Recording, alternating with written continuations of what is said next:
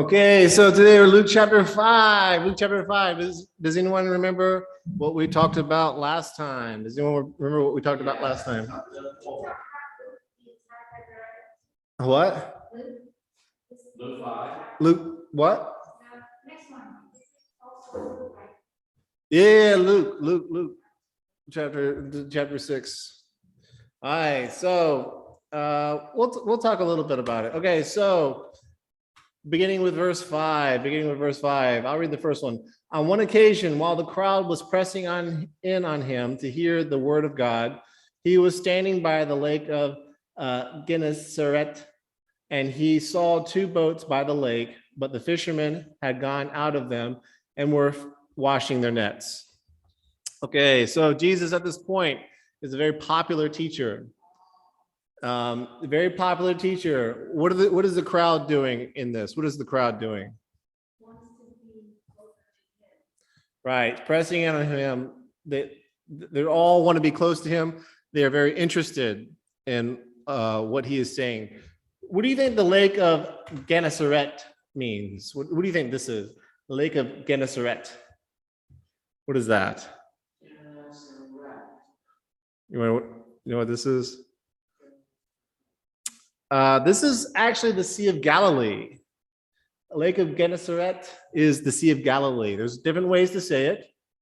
And I think here you're really seeing the fact that Luke is the only Gentile who wrote the Bible, wrote a book of the Bible, a Lake of Gennesaret.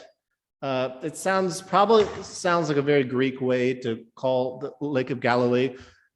Everywhere else in the Bible, it's called the Sea of Galilee. The Sea of Galilee. But Luke is the only person in the entire Bible who says Lake of Gennesaret. Everywhere else in the Bible, it's at least called Sea of Galilee. So Luke is you're really seeing the fact that he's a Gentile, the way he's calling this. Okay, so the Sea of Galilee is right here. This is Galilee, Sea of Galilee. This is what it looks like. Very pretty, with flowers. This is the Sea of Galilee. Okay. Judy, do you mind reading this page, please? I want to try. You can't read this? The first line is oh. You are screen sharing.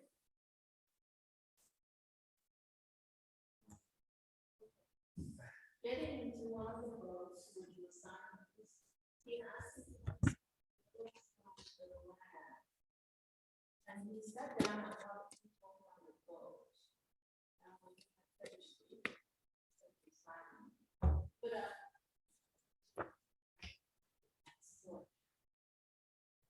Okay, who is Simon? Yes, he's the chief apostle, right? He will be the chief apostle, right? What was his name originally? What was his name originally? Simon, right? And what did Jesus call him? Peter means what? Rock. Means rock, right? Jesus gives him a new name, Rock, right? What does Simon mean? I don't remember. I looked it up and it doesn't mean anything significant. I remember it like there's it's a kind of plant that is like really not very All right. I typically look up all the names, but I don't. I use Blue Letter Bible, and if the name is not relevant to anything interesting, I don't say it. In Chinese, it's called Wu Wei. It's kind of like a cat's tree. Okay. So it's not strong, but God said, "You are Peter. You are a strong foundation stone, but you're a rock." So he's saying, "You're not weak. You're strong." Let's see what Blue Letter Bible says.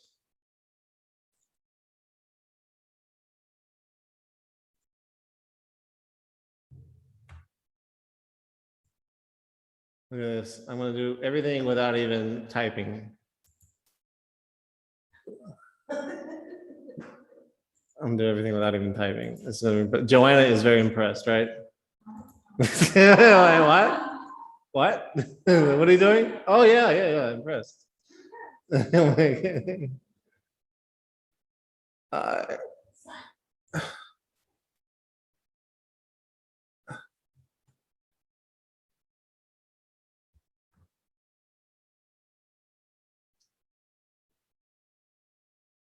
okay, well, oh yeah, this is what I looked into. It says that it just called him Peter. And for some reason well, anyway, the Greek word is Simon. What is?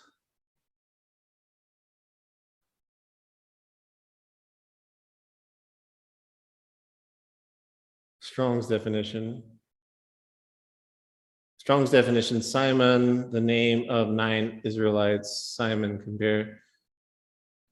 I've heard this before, but I mean, maybe I'm not using a good lexicon. Well, I already told you what it is. Well, okay, well, then I know now. I guess. Beauty, I love you. Okay. I've heard that before, but I didn't. I might be using a bad lexicon. Anyway. So why did Jesus get on the boat? Why did Jesus get on the boat? Why did Jesus get on the boat?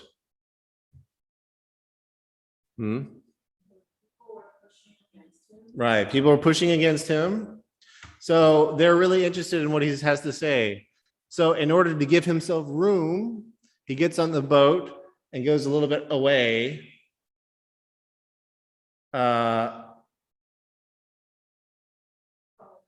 Right. And then he taught people from the boat. You see that? Okay. And then when he finished, he wants to go out into the deep, let down the nets for a catch. Okay. How about next? Joe. Yes, that's correct.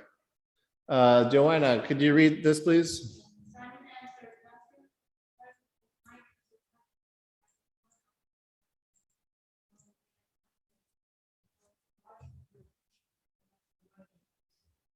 Okay, so what was Simon's tone? What was Simon's tone when he's talking to Jesus?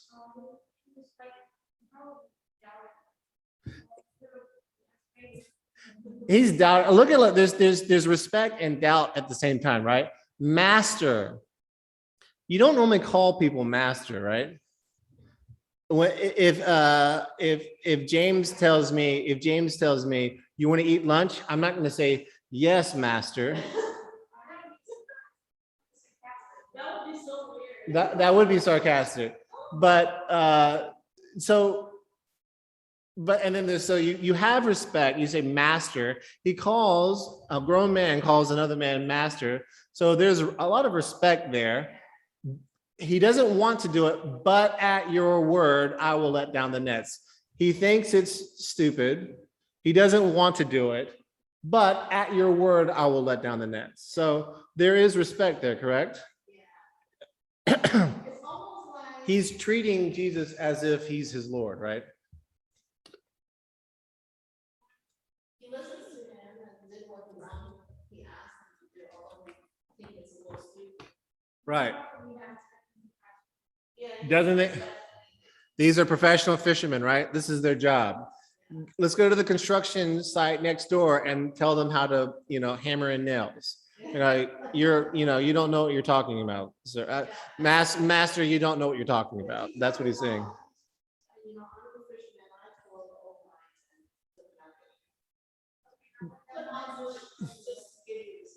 But so yes, he's giving him respect. He's treating him like his Lord, but he does not want to do it. He does not think it's going to work. Look, we've been out here all night and there's been nothing, right?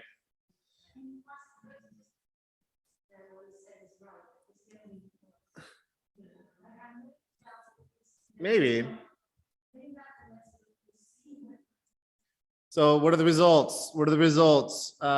When they had done this, they enclosed a large number of fish and their nets were breaking. James, could you read this page, please? They signal to their partners, in other words, to come and help them. And they can fill for the boat so that they can.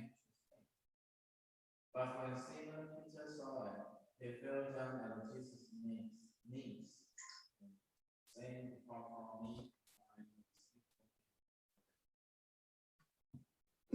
Okay, so what happened to what did they catch any fish? They caught lots of fish, right? And so so many fish that one boat could not have all the fish. So they had to signal to another boat. So now we have two boats, and they filled both of the boats. So not just one boat, they needed two boats to bring in all the fish. And then they also began to sing.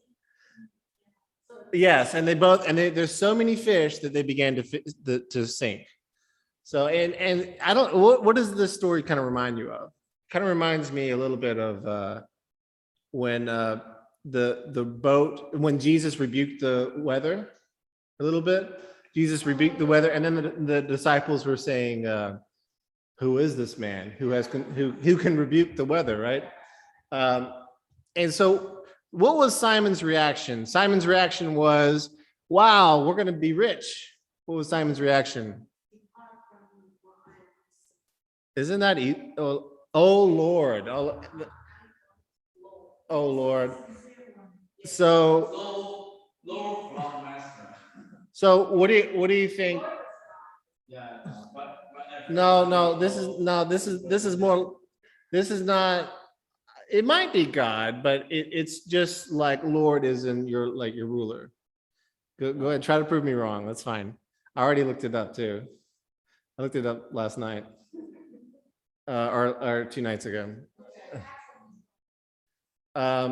Anyway, so depart from me. Why does he say leave me? I am a sinful man. Why does he say that?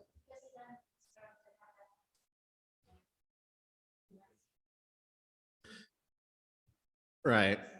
And this is the natural reaction when an unholy person meets a holy God.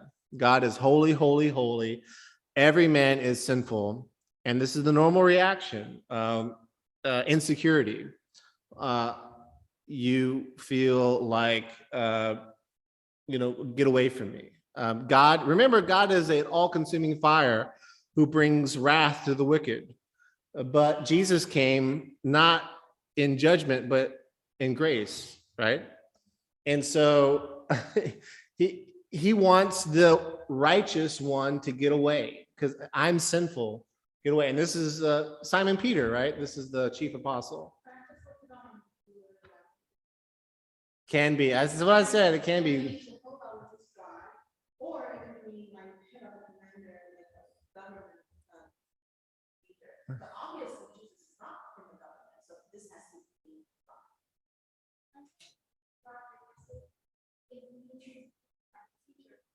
Simple.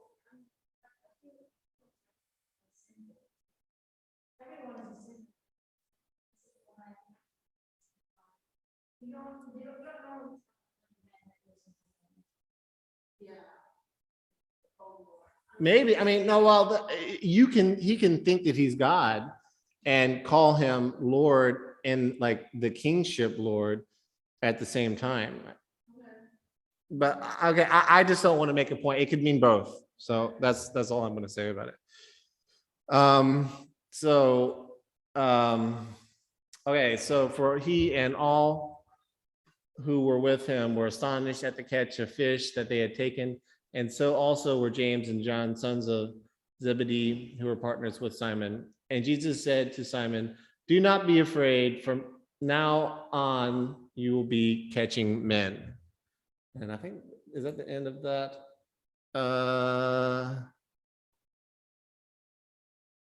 And when they had brought their boats to land, they left everything to, well, we'll talk about that later. All right, so what was Jesus's response to Simon? Do not be afraid. And then, From now on, you will be catching men. yes. So why would he be afraid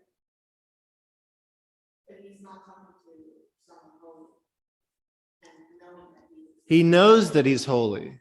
I'm not saying that he doesn't know he's God. I'm not saying that. I'm not saying that. Jesus has just, you're trying to twist my words. Jesus just demonstrated an amazing miracle, an unbelievable miracle. And likes of like this is goes beyond Moses, it goes beyond Elijah and Elijah.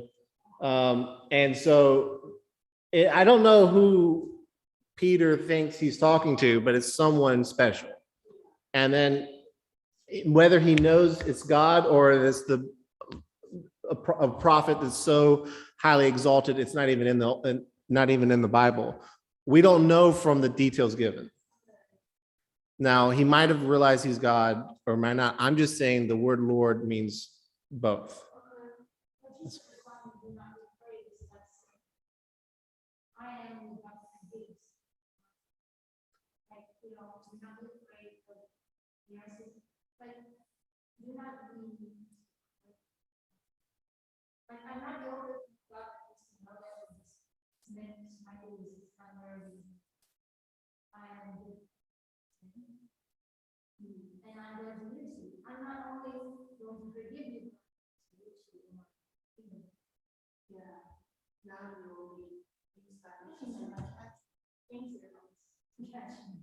Catchment means, Judgment means you will bring others into the kingdom of God.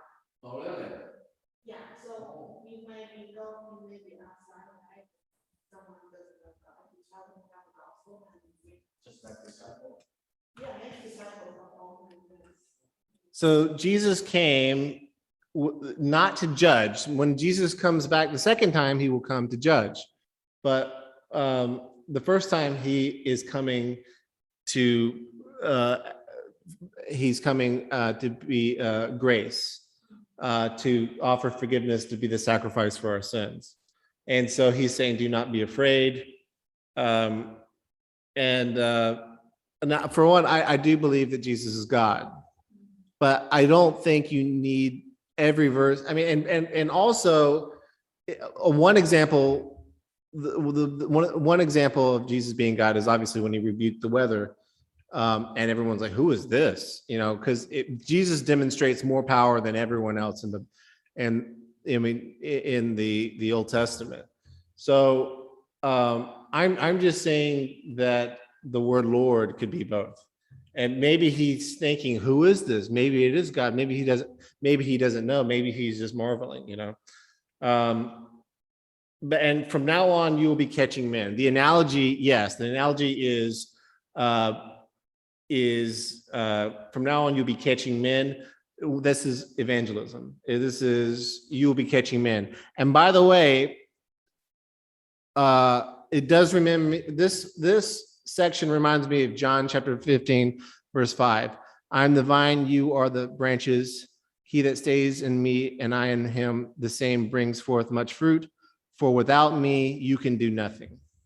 So when Jesus was not there, they caught no fish. Jesus showed up and they filled it up. So the most important ingredient to a successful evangelism is Jesus.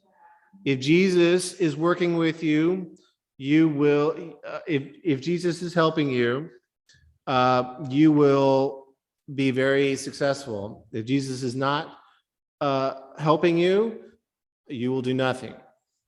That's just the way it is. And it doesn't necessarily mean if you're not fruitful, you're not with Jesus or anything like that. I'm not making anything, but I'm just saying everything that you do, evangelism, bringing people to Christ, everything that you do is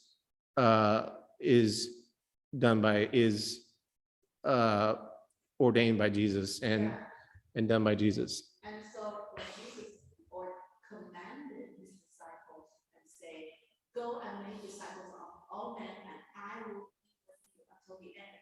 He is promising that when we make disciples, when we go out, he will be with us. And when he is with us, people will believe. Period. Some people who God elected will believe. Okay, so Judy, is it your turn? Yes, and when they have everything.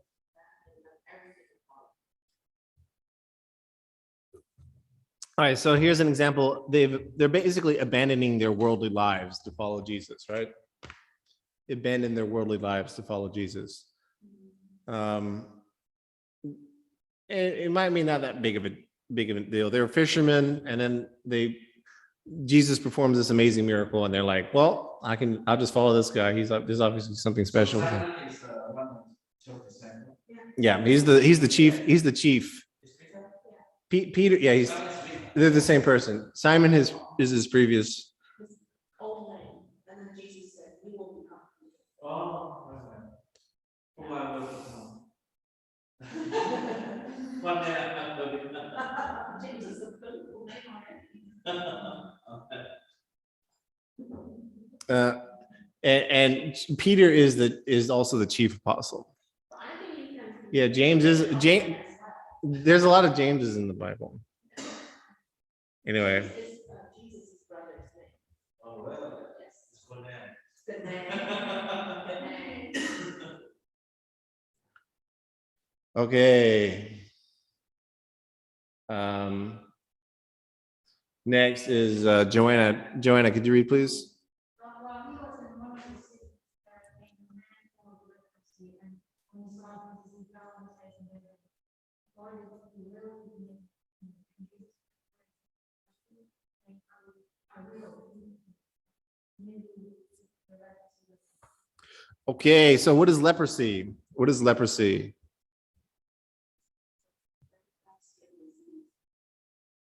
Where you don't feel pain. But leprosy is contagious. Yes. And don't feel pain. And your hands, Itching. your legs. It just, All right, well, this is kind of a trick question. like, you know, if you get something that hurts, right? You will stop. But with leprosy, don't feel hurt, so you continue.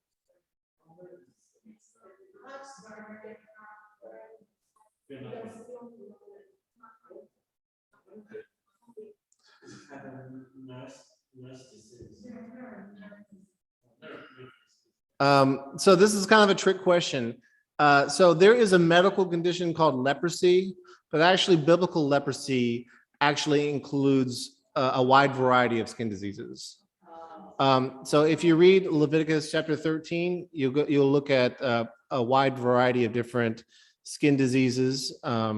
There is a medical condition called leprosy where you stop feeling things, but biblical leprosy is a lot of different skin diseases, including leprosy. And Moses gave instructions to the priests about leprosy and what to do with lepers. And obviously, if you're a leper, you are unclean, but if you're cleansed of your leprosy, you become clean, right? And it's a good analogy for sin, isn't it? It's a good analogy of what sin does to you. So what is the leper's tone? What is the leper's tone? Lord, if you will, you can make me clean. It's not a matter of God's power, it's a matter of God's power. Right. He believed God can heal. He doesn't start off with, hey, dude, right? He starts off with Lord, right? Now, we don't know if he knows he's God or not. He says Lord. But there is this, at least, if he doesn't know he's God, there's at least a, Christ. When someone starts off with Lord, there's at least a, well, you must be the Christ, right? So Christ, if you will, you can make me clean. So you see respect. You also see faith. You have the ability to make me clean. And so is Jesus willing? Yes, he's willing. He will be clean. And immediately the leprosy left him. So, and further, Simon called him master. So, right now, the lady called him Lord first. Man full of the Lord. I think he has a reputation already. Well, the priests, if someone is a leper, the priest declare the person unclean, and then the person cannot interact with the community. Cannot interact with clean people. For a equivalent of serve in nowadays, I don't, well, why would you call someone sir that's just some random guy? Unless you at least think he's a prophet, but would you call a prophet Lord? I mean, I don't know. I mean, maybe. But I think when someone says Lord, I think to me that means Christ, you're the king. You know, that's to me. Now, I believe Jesus is God, but Jesus is God and the king, right? He's the king on earth. All things have been given to the king. He's the anyway, let's keep going. Okay, any questions? Any questions? This is a big chapter. James, could you read this page, please? Whoops, good point. What the Is the one, right. And he charged him to tell no one, but to go and show himself to the priest. And a man offering for the cleansing, as Moses commanded, for proof to them. But now, even with the report about him, and great crowds gathered to hear him and to be healed of their infirmities. Okay, so go show yourself to the priest and make an offering as Moses commanded. This is, of course, Leviticus chapter 13 for proof to them. He has to prove that he is clean so that he can be allowed back entrance. And what a great day that would be, back into his people.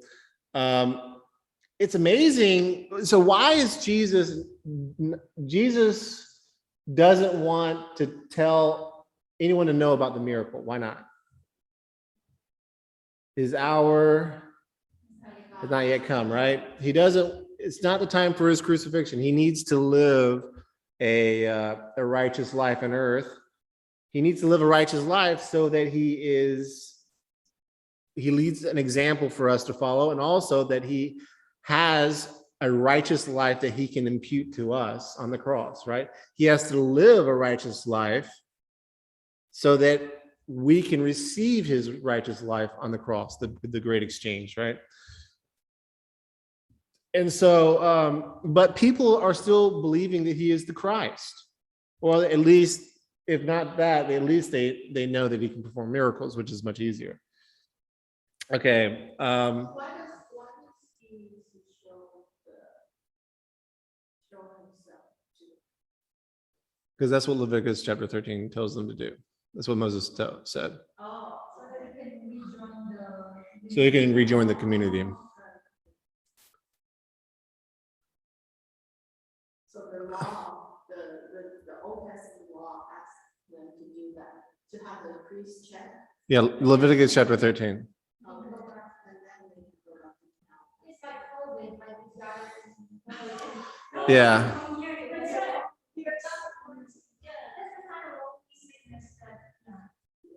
Get the verified on the priest to prove he's a chief. Yes. Chief here. So reference people die alone in the ancient time. Just get a verification on the priest. Yes. Okay, so let's keep going. Did we read this? We read this? Oh, is it my turn? But he would withdraw to desolate places to pray. So remember, Jesus is God, but he's also man. He gets exhausted. He needs to rest. He doesn't have infinite. He has limitations as a man. His body gets exhausted. He has to go away to desolate places. Why desolate places? Probably no one's around to ask him to heal him. Nobody's there. He wants to rest.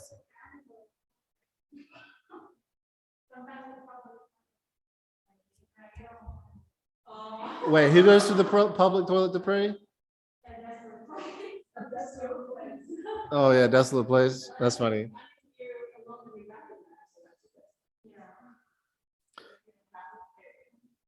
Okay, there's a lot of if I was Peter Kim, I'd probably do one of these at a time, but we're going to go through several of these things today to try to get through the chapter. Judy, do you mind reading this please? And one of those days, as he was teaching, the Pharisees of the law of the city, who had come from every village of Galilee, the Lord was with him to heal. Okay, so the Pharisees and the teachers, are they going to be happy to see Jesus? Some of them, Well, very few of them, like Nicodemus. Nicodemus is the famous one who believed it. But most of the people are there. They want to see Jesus. They want to see his power. They want to be healed, right? Okay, Joanna. And you know, some men are really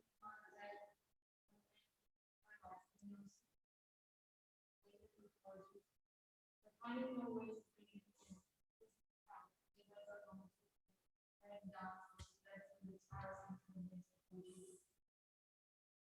So it looks like the youth during that time as a whole, we can just open up the roof. Well, there's tiles.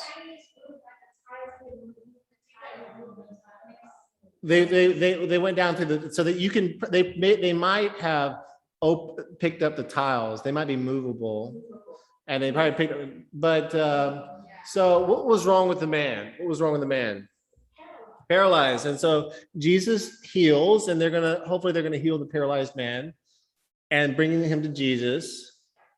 So how do they bring him to Jesus? What was the problem? There were too many people, and he was in a building. So how did they bring the person to Jesus? They did what? From above, went up to the roof, let him down with his bed through the towels into the midst of Jesus. Do you think that was easy? No. What does it show?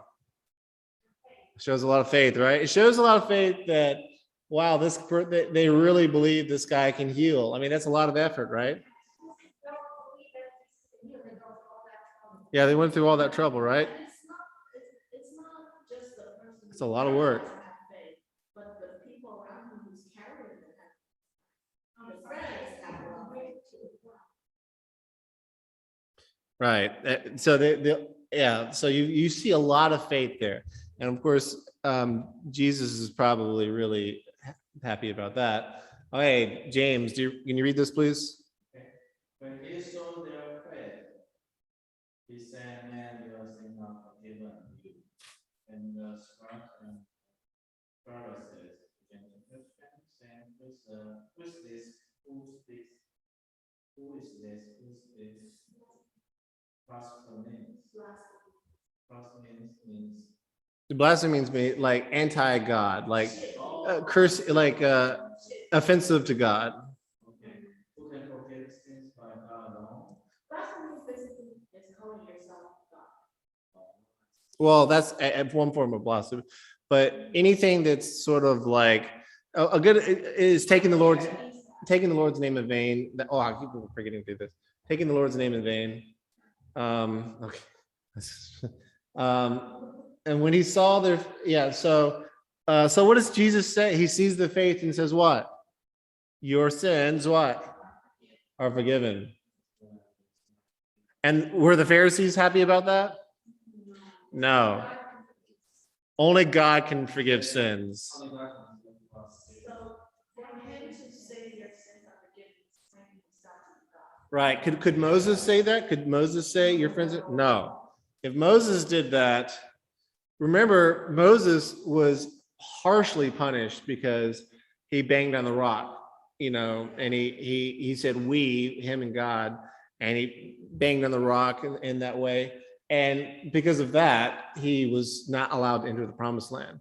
So the Pharisees who see this, they might be thinking, oh, that's horrible, because they're thinking, Yeah, this guy is praying to God. right. That's terrible. All right. They don't believe it.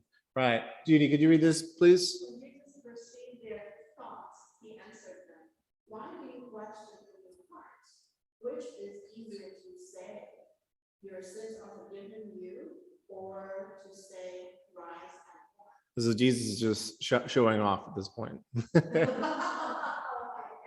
So remember, so look at what's going on here. Miracle after miracle after miracle. Did Jesus hear their words? Yes. No, he perceived their thoughts. He's God, he can do that. He can perceive their thoughts. So I think they're whispering, right? They're whispering to each other, and Jesus answers them from reading their minds and answers their questions. I mean, he's just absolutely proclaiming that he's God and that I can read your mind. I mean, I don't know if there's anywhere is there anywhere in the Bible where a prophet read someone's mind? I don't know.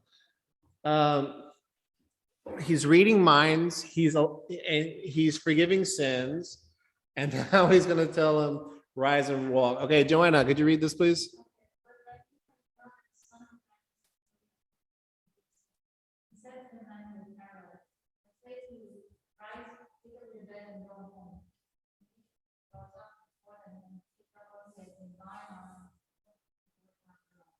All right, who's the Son of Man? Who is the Son of Man?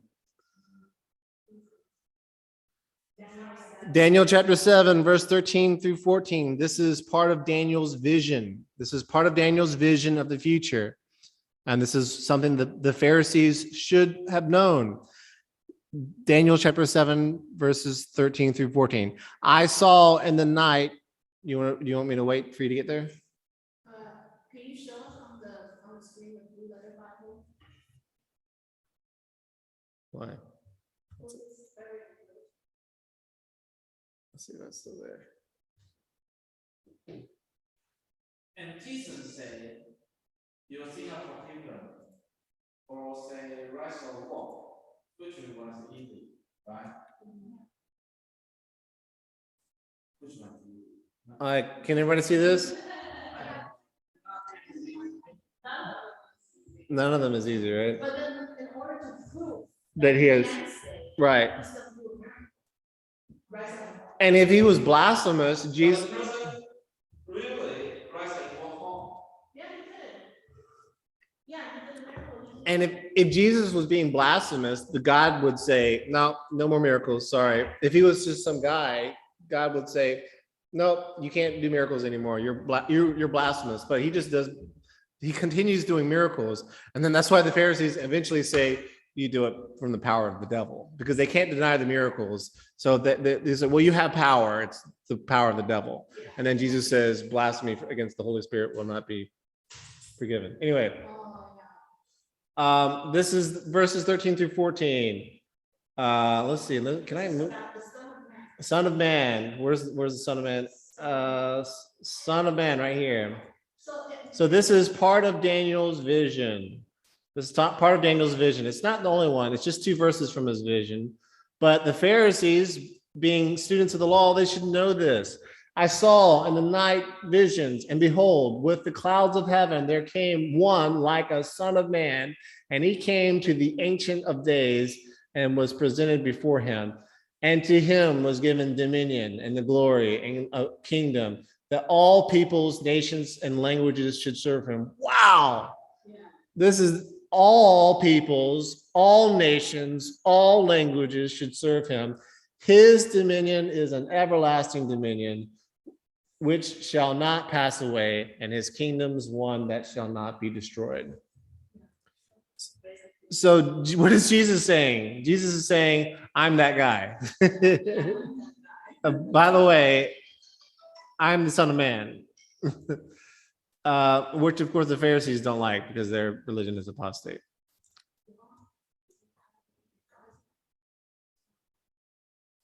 Who's that? Is that Ingrid?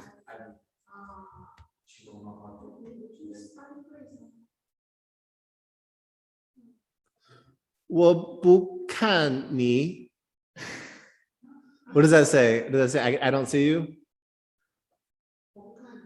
I don't see. Well, actually, when you say 我不看你，那就是 I don't want to see. Oh, really? That's why I don't talk. I don't, I'm glad she hung up. What, is it tongue? Tongue? I see you know. I see you know.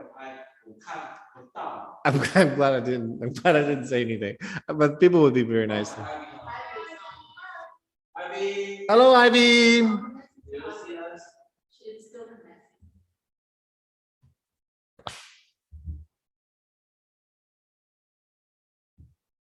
So, and, you know, Muslims like to say that, because he calls himself son of man, he's saying, I am not God. Okay, because in the New Testament, Jesus likes to say, I am the son of man, you know?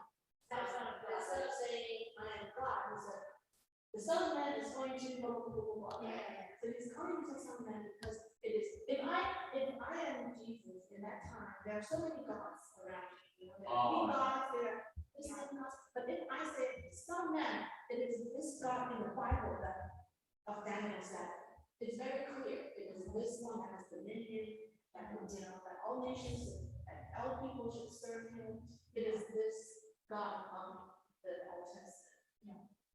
So he's actually very clear, he is God. And it's that God, not just, you know, Zeus or some other gods. Yeah. So it's actually been. Ivy, are you here? Oh, hi, Ivy. Hello.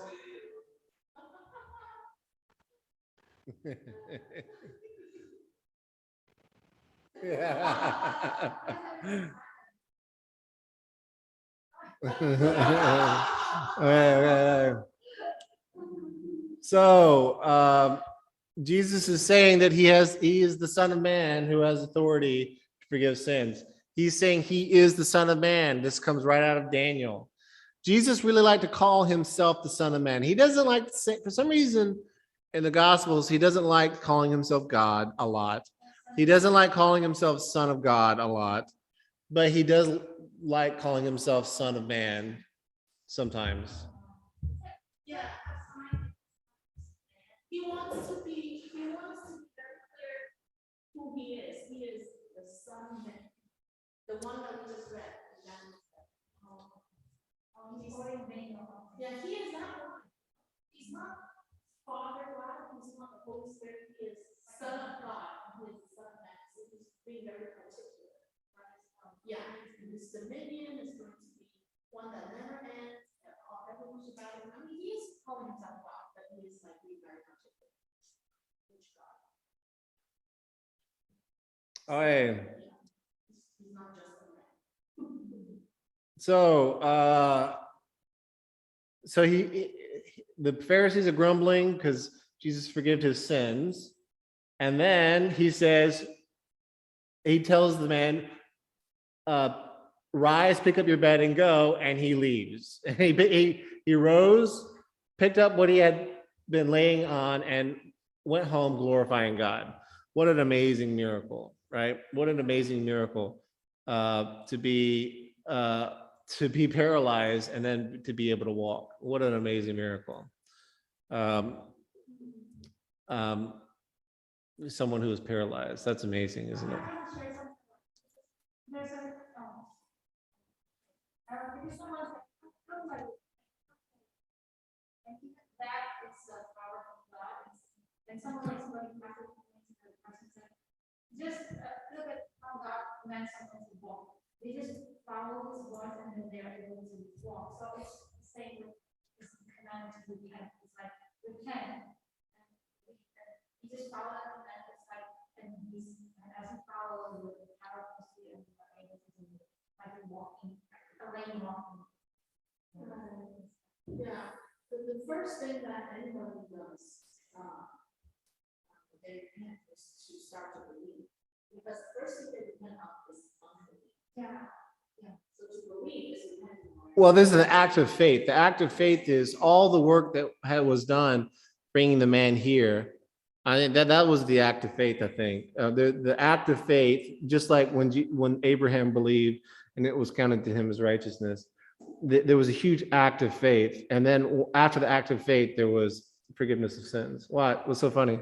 Your chin diaper keeps on falling off. Well, it's hard to breathe with this freaking thing on. And so I keep adjusting it because I want to do this, but this is better. Just cut it off. No, I'm afraid. I'm afraid Peter Kim will beat me up. He'll beat me up like he'll beat me up like I stole his kimchi.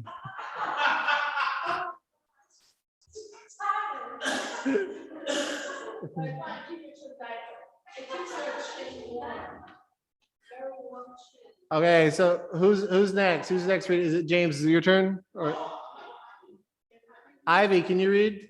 Can you see it? No, you can't see. You can't see. Can you see the screen? You can't see the screen. You You have to swipe your phone. what? She probably has to change. Well, it's okay. We'll just. Oh, wait, we have another person now. Who's that? Hello. Oh. Well, I mean. Can you hear okay. me now? Can you see the screen? Let's don't worry about it. Let's don't worry about it. I'll read it. And amazement seized them all, and they glorified God and were filled with awe, saying, "We have seen extraordinary things today." Yeah, you think? You saw a man forgive someone's sins as if he's God. You saw a man, a paralyzed man, get up and walk, and you saw a man reading people's minds. Yes, they saw. Amazement sees them all, glorifying God, filled with all, saying, "We have seen extraordinary things today." Okay, so Judy, do you mind reading this, please?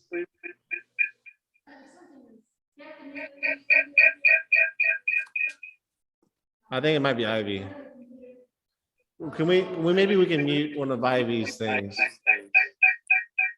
Oh, can you hear me? We can hear you, but now we probably need to. To use the earphone. Yeah, this is weird.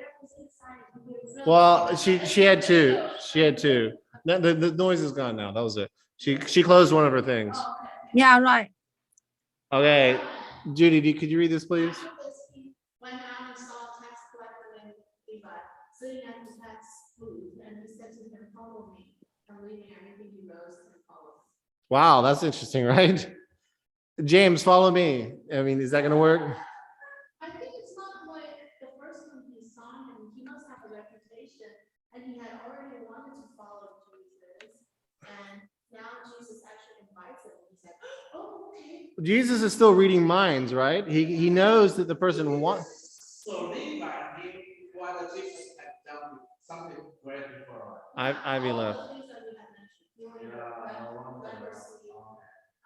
paralyzed man, a lot of people got healed. So he must have seen Jesus and disciples going about some stuff that's like, "Oh, I wish I could make this thing. I wish I can be a part of this group." And then Jesus knew he wanted to join them and say, "Follow me." He's like, "Me? Are you sure?" So this is Picked up by you. Okay. so this is an example of Jesus reading his mind, sovereignty, because this, Jesus is in total control of everything. So he can just go up to someone and say, "Follow me," and the person follows them on their own free will, right? Jesus is totally sovereign over all things. So the Levi is the Levi and Jean. The Jean. Right? You said that? Maybe. The same, but not the same person.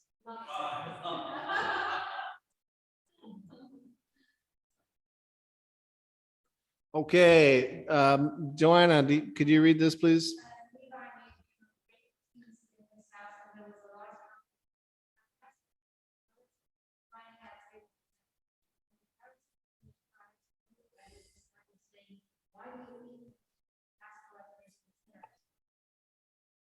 Okay, so this is the same Levi, right? And now he's going to make a great feast. I think we're almost finished with today. Also, actually, tax collectors have their own group of friends. Yeah, so they're. Yeah. Right. Yeah, so they're friends with themselves. Yeah. But the tax collectors have other tax collectors. Right. And so, How was your about okay, this?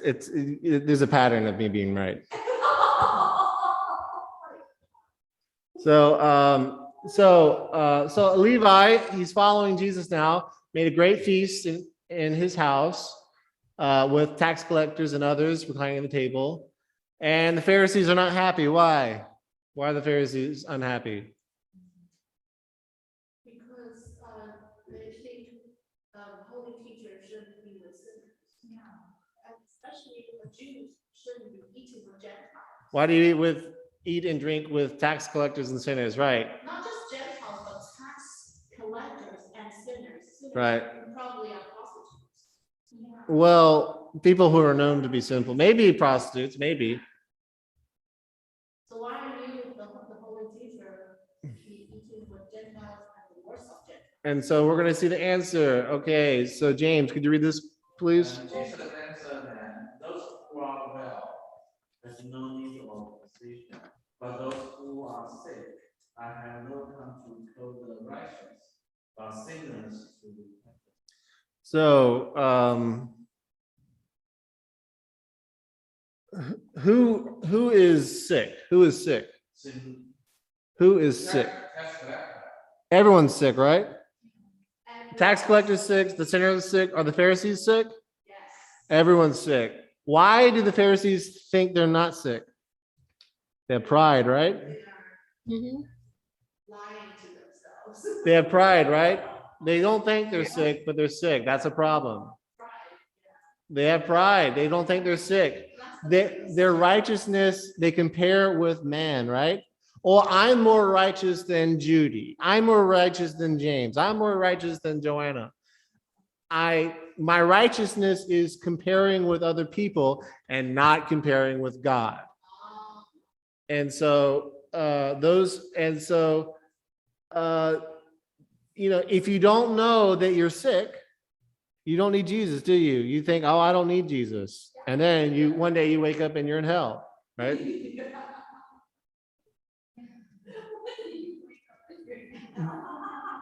By the way, who were the Pharisees? Who were the Pharisees?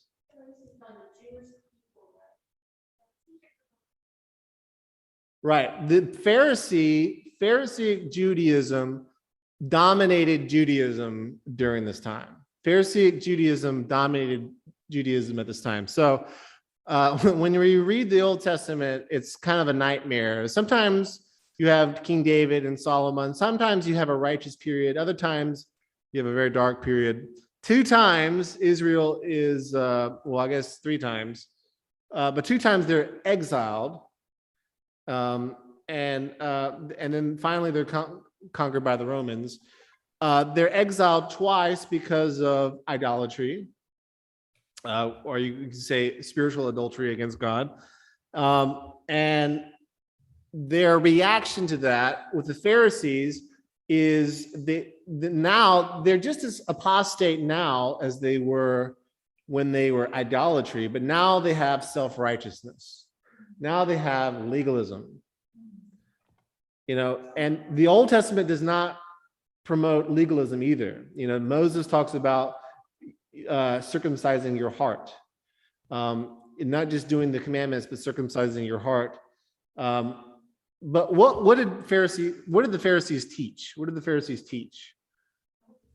They taught the Old Testament, so primarily the law, the first 5 books of the Bible, the Torah. They also taught what? That's not in the Bible. They taught the oral laws. They taught oral laws. And so the oral laws, words of the laws of the mouth. So they took the 5 books of the Bible, they took the first 5 books of the Bible, the Torah, and then they added the oral laws, which they kind of, they took the first 5 books of the Bible and they added a bunch of oral laws to that. And I wonder in the last chapter when Jesus went to Nazareth and they said, and Jesus said, doubtless you will say, physician, heal yourself. I wonder if that was an oral law. I know we're going to get oral law in Luke chapter 6. Luke chapter 6, Jesus and the disciples are in the grain fields and they're getting grain on Saturday, on the Sabbath. And the Pharisees are not going to like that, right? Did I lose you? Yeah. The Doing works on the Sabbath. Right. And then there's nothing in the Old Testament about not doing that, right? But this is going against the Pharisaic oral laws. These oral laws were added to the Torah. I think like the Sabbath was meant to be like a day of rest. Of course, of course. You don't do work. But then the oral law adds to that by saying, do not press elevator, do not cook, do not. wash Right. your They turned the Sabbath day into a nightmare, right? So let me tell you a little bit about the history of the Pharisees. So you had the Pharisaic Judaism. Now, is Judaism today, is it Pharisaic Judaism? What is conservative Judaism today all over the world? What is it called? It's called Rabbinic Judaism. It's called Rabbinic Judaism. So Rabbinic Judaism. So the word rabbi. And so the Pharisees had the written law, or the first 5 books of the Bible, the Torah, and they had the oral law that was not in the Bible. And Jesus absolutely contradicted the oral law.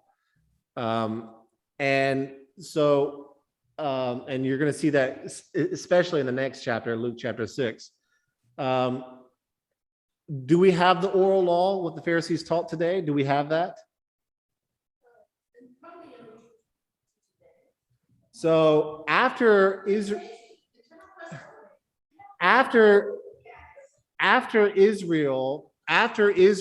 was conquered by the Romans, there was a fear that the oral law would be lost.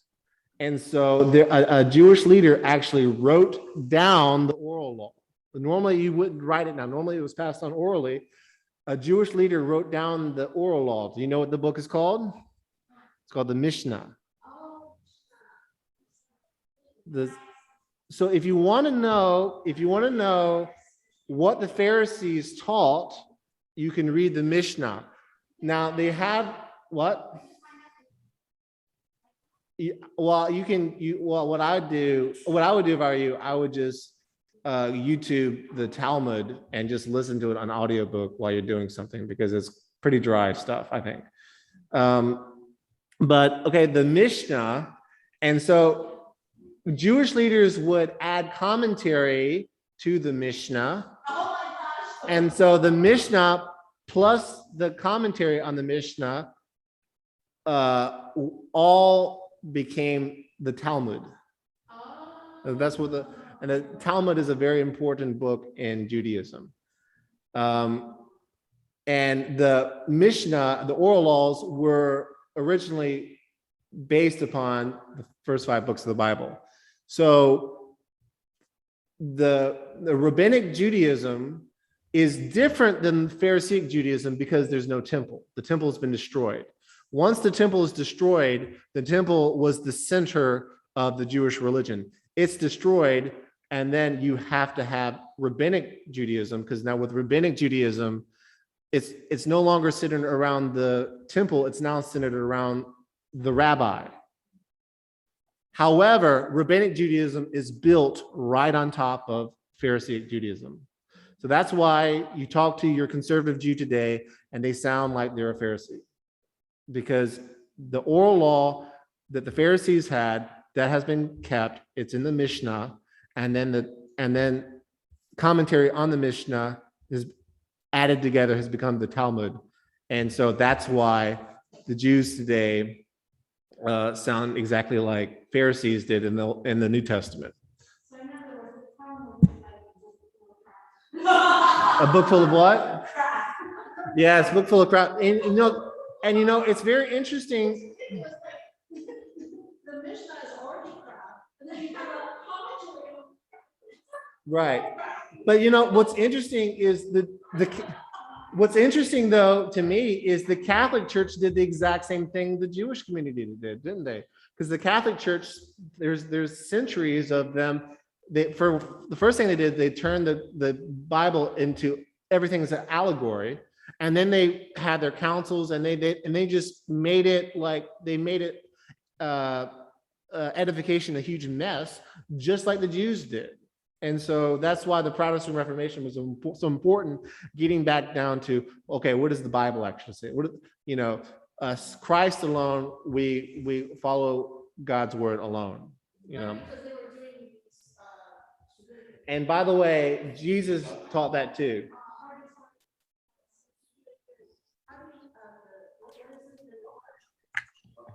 Indulgences, yes, indulgences, yeah. So that's definitely like. Oh, that's extra-biblical. right. Definitely not. And so Jesus it goes, and you'll see this in the next chapter. You'll see this all over the Bible. Yes, Ivy. Can you hear me? Yes, I can hear you. Okay. The name Talmud you mentioned. Yes, Talmud is very famous in very Taiwan. famous. Yes. And they teach a lot how to educate the children, right? So you have the first 5 books of the Bible. You have Genesis, Exodus, Leviticus, Numbers, Deuteronomy. That's the first 5 books of the Bible. And then the Pharisees added an oral law to the first 5 books of the Bible, and that was written down in the Mishnah. And then the Mishnah was added to by Jewish leaders, added commentary to the Mishnah, and all of that added together became the Talmud. So that's why the Rabbinic Judaism is very similar to the Pharisaic Judaism of the New Testament. And by the way, in the New Testament, the Pharisees, they owned the Jewish religion, and it was totally apostate too, right? Ivy, does that answer your question? Thank you. So remember, if you want to know how apostate Rabbinic Pharisaic Judaism was, remember John chapter 3, Nicodemus and Jesus, and Nicodemus wants to know, how do I see the kingdom of God? And Jesus says, you have to be born again. And Nicodemus has no idea what he's talking about. And Jesus says, how can you be the teacher of Israel and you don't know these simple things? The Pharisaic Judaism is totally apostate. So it's completely apostate. I mean, it is just, they created their own religion. And the reason after Jesus leaves, the temple is destroyed and the kingdom of God is given to the church. Okay. Any questions about that?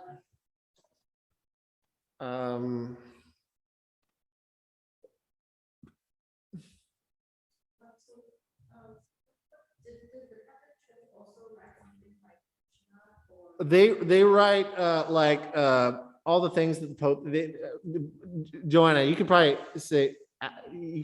comment on this. Yeah, but they have so much stuff, like the Pope, like all the edicts that the Pope makes, everything, the councils, all the councils, and all this stuff is it's a mess. How much stuff that they produce. I feel bad for the popes who have to read through all this stuff, but it's just like it's like a nightmare. I mean, if it's the Jews in the Catholic Church, it's the same like that. You need to go. I mean, Jesus, and you can really see it, especially in the next chapter, Jesus is going to go right up against the Pharisaic oral law.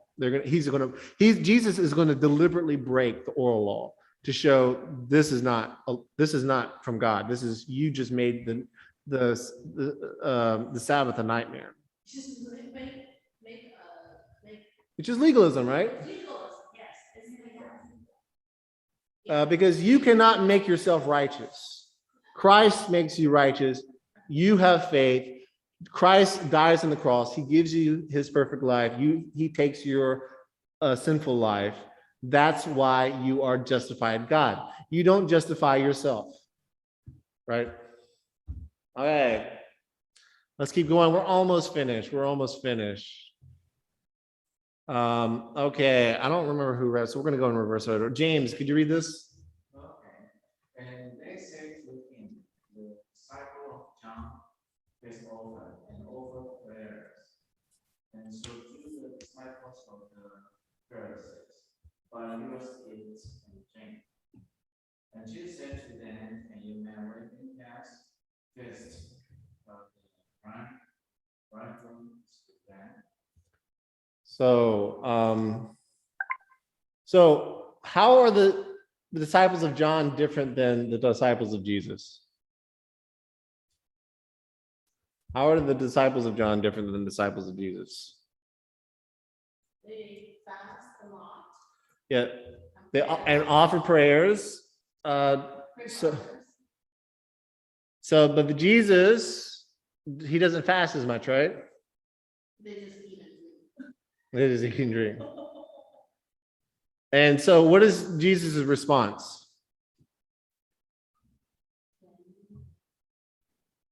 Jesus responds that What is Jesus? we have to go to the public. What is Jesus saying? What is, To make waiting guests fast while the bridegroom is with them. right. So, what is he saying? What is Jesus saying? Mm, If you go to a wedding, you know, they say it's the happiest day of a woman's life. Can you make everyone fast? Don't eat. Just fast. No, don't eat, no eating, no drinking, just fast. Why? Because It's a celebration.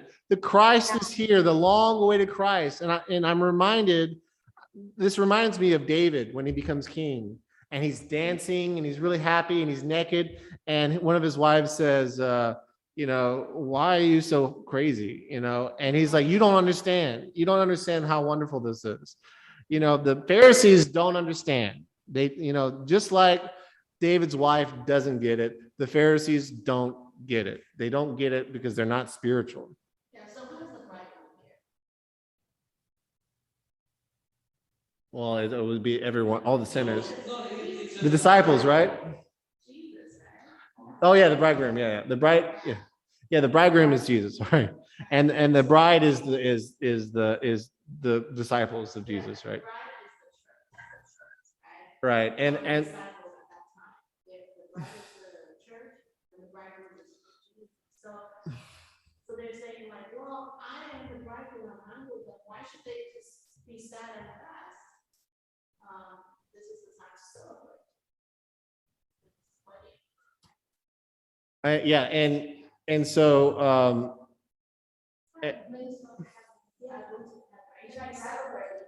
right, the Christ is finally here. Hooray, the Christ is here. And then the legal, the Pharisees they're not cold, they're dead. And the Christ is here and they're asking, why are you why are you not, you should be fasting. The Christ is here. Finally, the long-awaited Christ, talked about in Samuel, talked about in Daniel, you know, talked about all over the Bible, talked about in Isaiah, talking about Ezekiel, all over the Bible. Finally, the Christ is here. Why are you not fasting? I mean, they're just dead. There's no life in them whatsoever.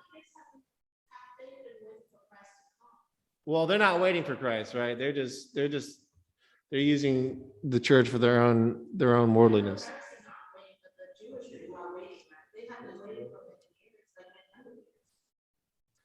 I remember someone said like they were about 400 years before the previous prophet. like the last prophet before Jesus was like about 400 years. So they have been waiting for about 400 years. So the last prophet was Malachi, and then before after Malachi, well, John Baptist was about the same time as Jesus, like that, before John Baptist. So the time between Malachi and John Baptist is about, they have been waiting in this dark time for something from God to show up. And lo and behold, Christ came. So it was a long awaited bridegroom. So they really should be celebrating. Exactly. Right, and they were, at that time, they were conquered by the Romans. And they're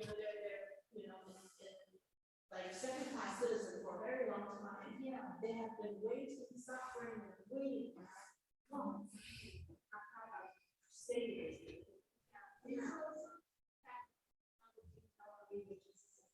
It's so sad they don't even have a license for the first. They're so waiting for the. I don't know.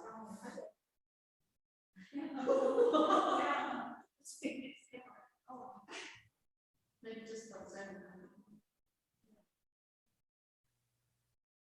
All right, so Joanna, could you read this page, please? The days will come when the bridegroom is taken away from them, and then they will fast in the wilderness. He also told them of Aaron, who was here to feast from the new garment, which is the old one. Thus, the clear feast from the new, not as the old.